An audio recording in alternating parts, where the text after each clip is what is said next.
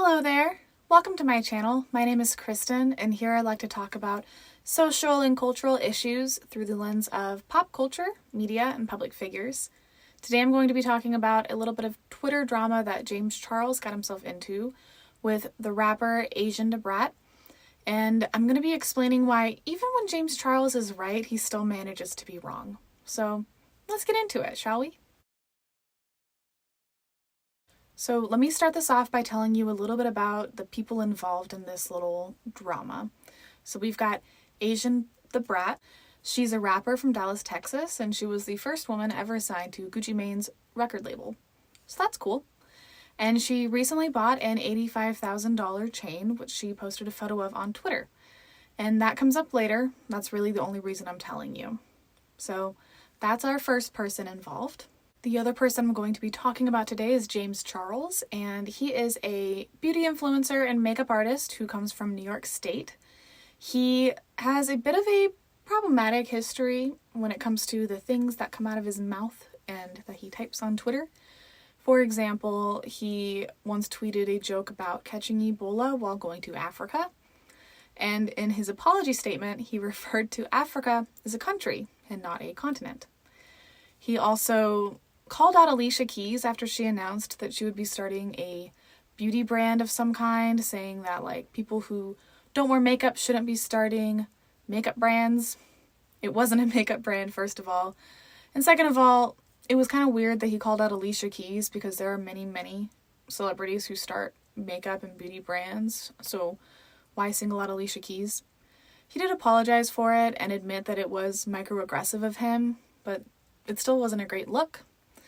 And another thing that he did that just kind of helps paint a picture of who James is part of a trend where people were posting fake mugshots, which was a weird trend if you ask me. James painted his face to make it look like he had been badly beaten and posted mugshot looking photos with absolutely no context. And so to many people it evoked or the prison industrial complex, and this isn't really something that you want to make light of for a trend. You know, all of those topics are very deep and intense and carry a lot of weight, and so you really don't want to be making light of them or referencing them as part of a stupid internet trend, right? And he didn't really even apologize for that. He just took the pictures down and then tweeted something about how everybody who's criticizing him hates him, and it's not even worth trying to have a conversation because everybody just hates him. Which was not an apology, really just a deflection. So he's got a history of kind of opening his big mouth, putting his foot in it, and then refusing to take it out, basically. So that's James Charles. So what was the situation? Asian tweeted that makeup artists who charge more than $150 per session can go to hell. Basically, she's saying she doesn't want to pay more than $150 to get her makeup done. So many people replied to this tweet, many makeup artists, many people from her audience and more, and basically explained that $150 is a pretty reasonable price to get your makeup done, and they pointed out how expensive it is to maintain a makeup kit, as well as the fact that artists deserve to get paid what they believe that they're worth. They should be paid the rates that they quote. You shouldn't be trying to underpay and devalue independent artists, especially not small business owners.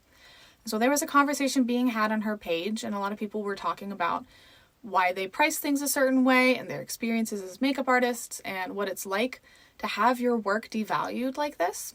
And it was an interesting conversation.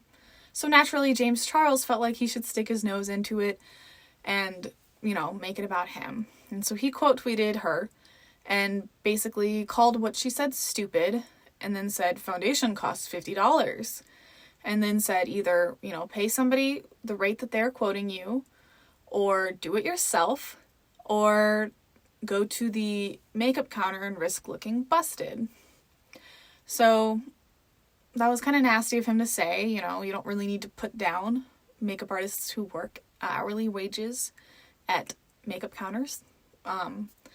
And somebody replied to James saying, that tone wasn't necessary. And he's like, there was no tone. And he starts kind of playing word games, being like, I called her tweet stupid, not her. And it's like, what's the difference? You know that's insulting either way.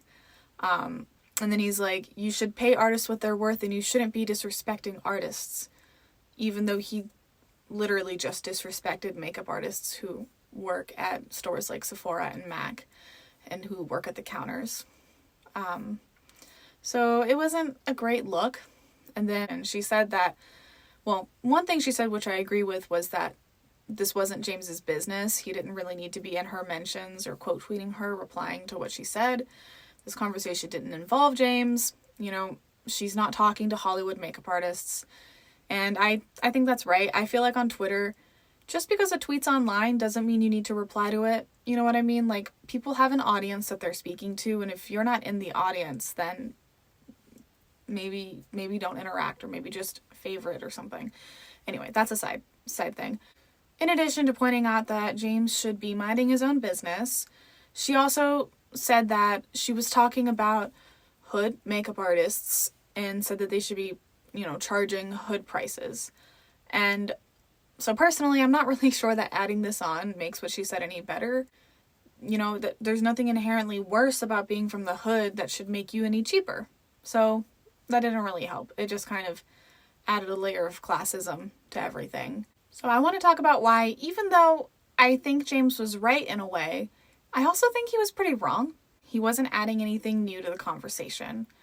Other makeup artists had been speaking up, and there were conversations happening, you know, in the replies of her tweet about why what she said was wrong. There were already people correcting her.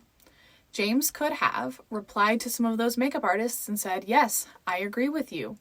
Pay people what they're worth. He could have retweeted them. He could have liked what they tweeted. You know, he could have signal boosted some independent makeup artists who might have really appreciated a shout out from James Charles to help grow their business and grow their online platform. But he didn't. He felt like his voice was important and needed to be in that conversation.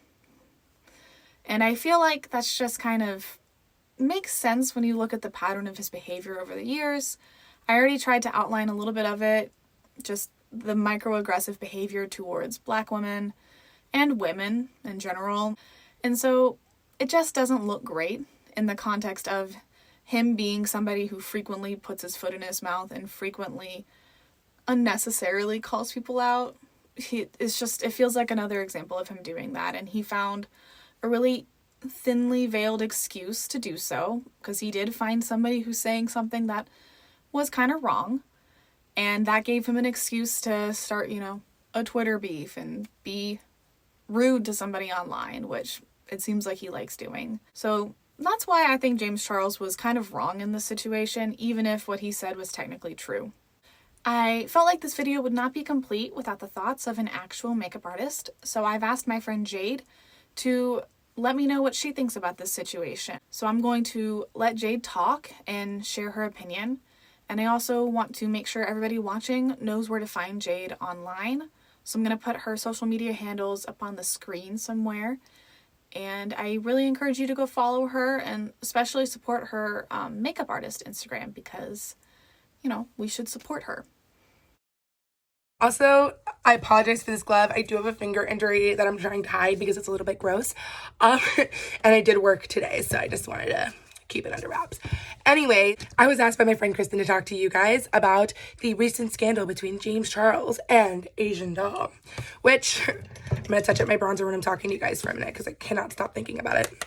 Which, honestly, is completely unnecessary fight. I think it's another case of James Charles not minding his business and someone trying to undermine artists, which unfortunately is happening a lot lately, which is disappointing, but, you know, it is what it is. And the best way to combat that is to make sure that you're paying your artists what they're worth and the prices that they charge. So I think what Kristen really wants me to focus on here is talking about the little bit of microaggressions that James Charles used when he, I guess, said that Asian Doll's tweet was a stupid tweet.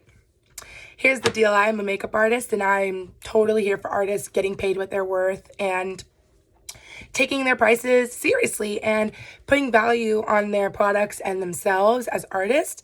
But also in the same breath, I don't think it's James Charles' authority to, like, attack every single person in the makeup industry. Honestly, like, he's the biggest name dropper, and like, I just don't know if he's the authority on what's right and what's wrong. So another thing that I really don't like about James Charles's tone is an Asian Doll's second tweet when she said, "I'm not talking about Hollywood artists like you," along the lines of I'm kind of taking liberties with the quote because I don't have it directly in front of me. She said, "I'm not talking about artists like you in Hollywood," basically. So calling him out on his privilege and his elitism, because boy, does he have it. She said that she was talking about hood artists, but I don't think it's very fair to demean the hood artists. I think that hood artists can be just as good as Hollywood makeup artists, and I don't think talent equates where you live. I think money is the determining factor in where you live and where you're working. And I think that it's really important to acknowledge the artist. You know, these brushes right here, all these brushes, guys, are probably, like, this is probably $200, this right here. And these, like $400 or $500 easy, because I value the tools that I use to work. And I think James Charles was right in saying, like, hey, you know, pay artists what they're worth. But again, like, does James Charles need to be in everybody's business all the time? Absolutely not. Like, go hang out with another, like, 17-year-old James Charles. Like, leave people alone. And I do think it has some racial undertones. It can't not have racial undertones. It's a white gay man calling out a black woman. And unfortunately, that happens too often in pop culture with white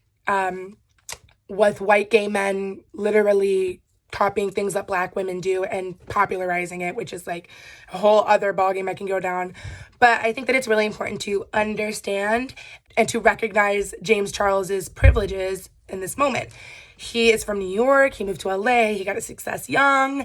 So to say that, you know, he knows everything about everything in beauty is just completely wrong. There's been people doing it in this industry and setting standards long before him.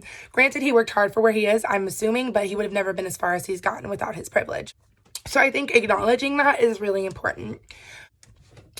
So I think that as an artist, personally, I charge very fairly. And if you're ever interested in looking into anything I'm doing or what I charge, please come visit me on my Instagram. I'm actually going to be doing a giveaway at Just Jada Me Way for everybody who's coming from Kristen's video. So if you comment, "I'm coming from Kristen's video," you have a chance to win a giveaway that I will be posting on there. So definitely make sure to go check that out. Also, in addition to that, I will be working these next couple weeks. I'm trying to fill the rest of my 2021. So if you're looking for wedding makeup, or if you're looking for prom, homecoming, if it ever happened, please let me know. All right, back to James Charles.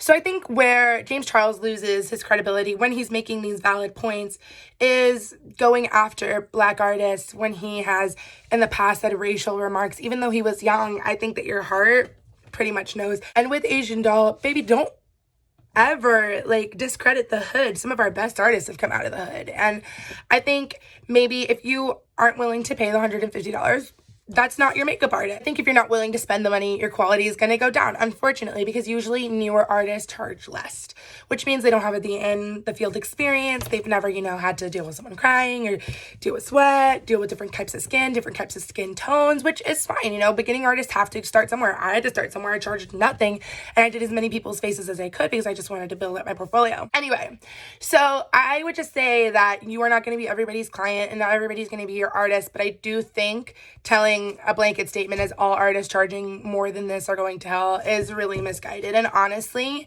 really offensive to makeup artists everywhere. Right, guys, so definitely make sure to follow me on Instagram, check me out. I'm going to be doing a giveaway, and Kristen, thank you so much for letting me come up on here. So all of this got me thinking about what are the prices that somebody would need to charge as a makeup artist to make a living and to cover the cost of their supplies.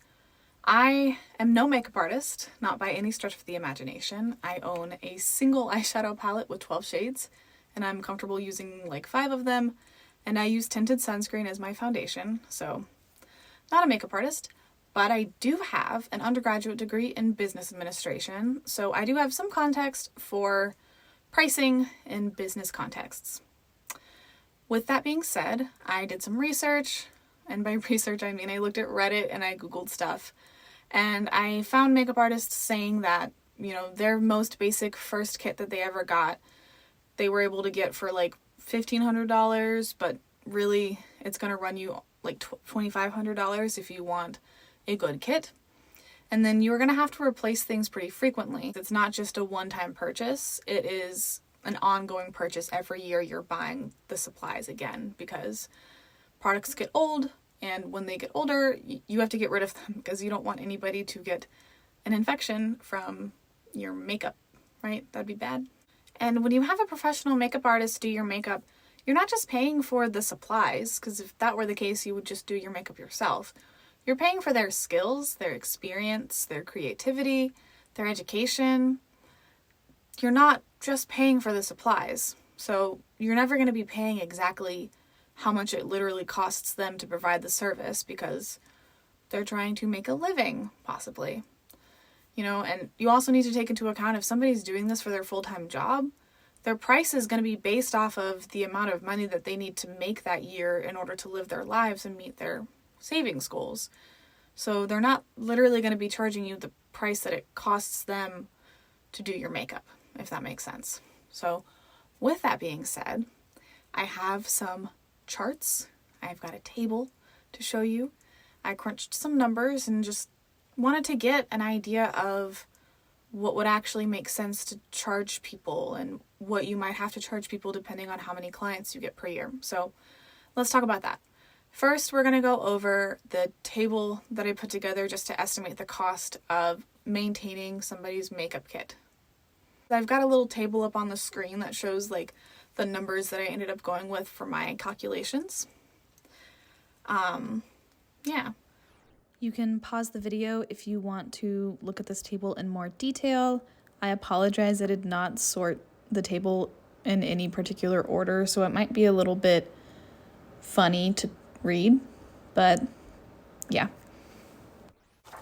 And then the other factor you want to consider outside of just like cost of supplies is how many clients you're seeing and how much money you actually are needing to make. So like if you're someone who does makeup artist stuff more for fun, more on the side, you're not really trying to make money, you're going to be looking to at the very least break even, right? And so you might be seeing like 10 to 20 clients a year, you know, 1 to 2 a month, maybe 3 a month, basically. That would be more like if you're just doing it for funsies. But then if you're doing it for your job, if it's your main source of income, you might be seeing way more clients. So just back of the envelope calculation, okay, completely, coming out of my head. Let's say you work 50 weekends a year. Maybe you take 2 weekends off from your makeup artist business, okay? And let's say that each client takes you around 3 hours to deal with. And that's going to be including any travel time, setup time, talking with them before you start, doing the makeup, cleaning up after you're done, and travel to your next appointment, okay? I'm just going to say that's around 3-ish hours. Okay, and let's say that you do makeup on Fridays, Saturdays, and Sundays, because most people are wanting makeup for events, which typically happen on the weekends. So that gives you 3 days a week with 50 weeks that you could be doing makeup, right? So that's like 150 days, right? And if it's around 3 hours per person, let's say that you could get 3 people done a day, right? Because that would be a 9-hour day. It's kind of a long day, but you can do it. So if you're getting 3 people done a day and you've got 150 days that you can do makeup on, that's going to be 450 people that you could theoretically see, right?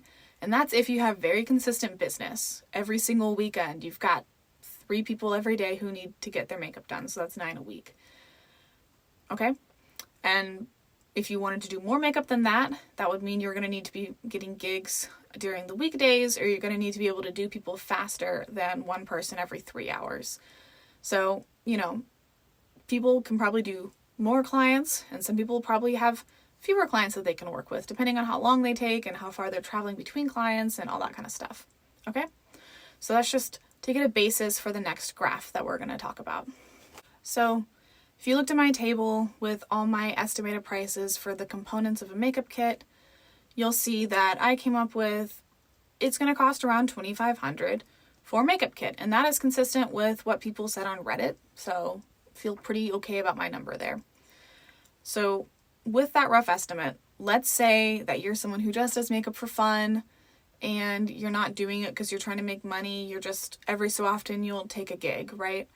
If you're in that group, you want to break even, right?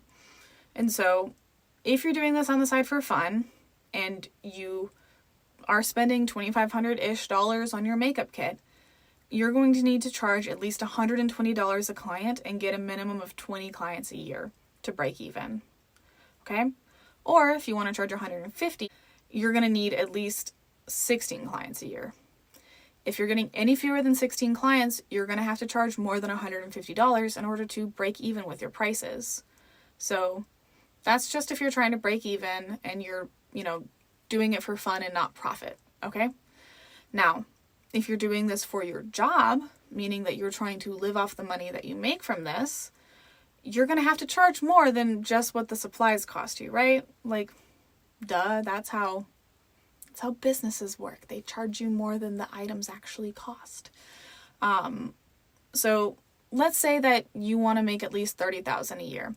I looked it up, and in America, a single person needs at least on average $30,000 a year to live. In some places you might need less, in some places you might need more, but $30,000 is like the minimum on average that you would want to have annually.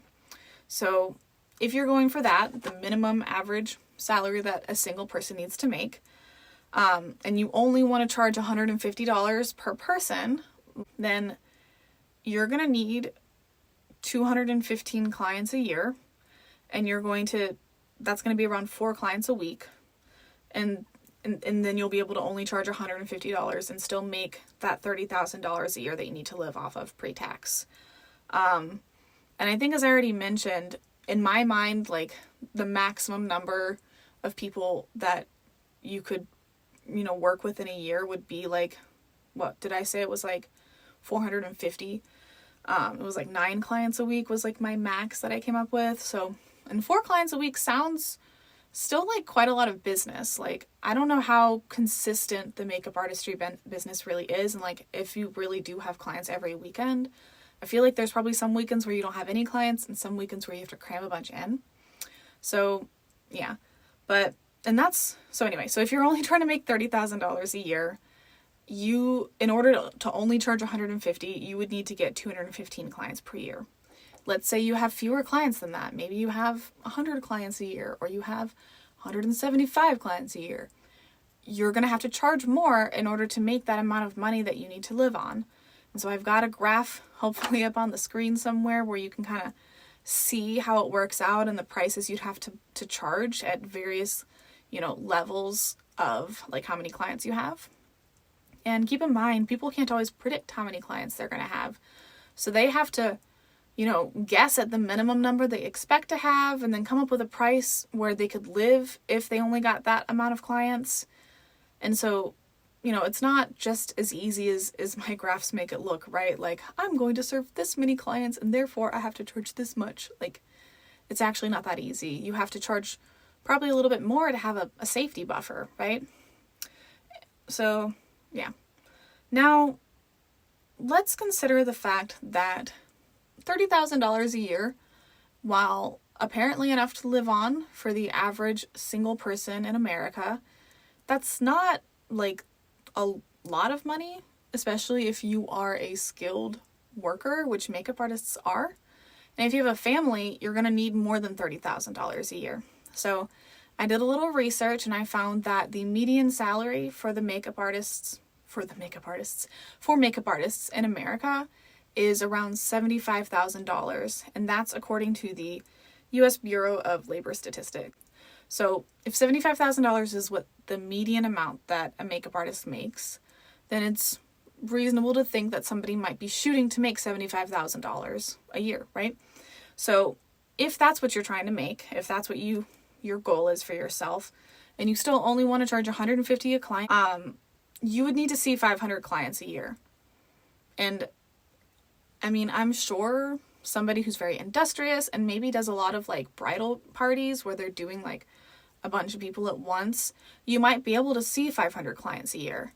But I don't know that that's necessarily every single makeup artist's experience. So that's like, if somebody's trying to make, good money, then they're not necessarily gonna be able to do that if they're only charging $150 a person.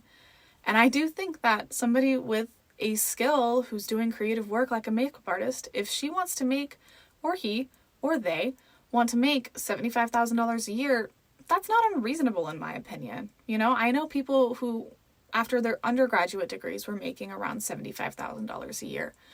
Like, that's not, like, that was their entry-level salary. So I don't feel like that's an unreasonable amount for somebody to want to make as a makeup artist. So if you're not able to see 500 clients a year, but you still want to make in that $75,000 range, you're going to be charging more than $150 a person. That's just what you're going to have to do to make that money. And I don't think that it's anybody's place to tell somebody else that they're not worth it. Because again, $75,000 a year, that's what a lot of people make out of college. Not everybody, by any means. I know there's many people who don't make that out of college, but, if somebody's been working for years and years in an industry, it's not crazy for them to want to make $75,000. It's just not. So all of that is my, long-winded way of saying, pay people what they're quoting you. They have done math, they have done research, they have evaluated themselves, they have come to a price that they feel comfortable with. Pay them what they're saying they want to charge. And if you can't do that, then price shop or do it yourself. But don't go tweeting about how they don't deserve to charge what they think they're worth, or telling them that they're not worth it. That's just not cool. So now that I've talked at length about cost of makeup and how much you would need to charge depending on how many clients you serve and how much money you're trying to make, let's look at the bigger picture. Let's zoom out a little bit. This whole conversation about makeup artists and what you should charge them and whether it's okay to say, I don't want to pay that much, is kind of part of a larger conversation around art and the way we value it in our society. This tendency of people to say, well, I don't want to pay $150 for makeup, that's not worth it to me, it's only for a day, is kind of like the same tendency from people who don't want to pay graphic designers or painters or nail artists, whatever, how much that they are trying to actually charge. It's part of a culture that devalues art and creative work and treats it like it's something that's done for fun or something that's really not necessary, and people should just be willing to do it for exposure, or they should just be willing to do it for free because it's easy, it's just art. And that's not the case. Art's not easy. Artists go to school or work very hard to learn the skills that they need, and they deserve to be paid what they are worth. We as a society, we can't continue to treat art like it's just some little afterthought that's not important, that artists don't deserve to get paid very much. Like, we can't keep doing that, because art is really important. If you are somebody who got through by listening to music, watching Netflix, watching movies, you are somebody who really, really needs art. That's all art. And you should be wanting to pay creators for what they're making, because they make our lives better. And we shouldn't want to take advantage of people and pay them less than they need to actually live off of, just because they're doing art and not math. You don't haggle with your doctor, you don't haggle with your dentist, you don't haggle with your personal trainer. Why do artists get this treatment, right? So think about that. Let me know what you think in the comments.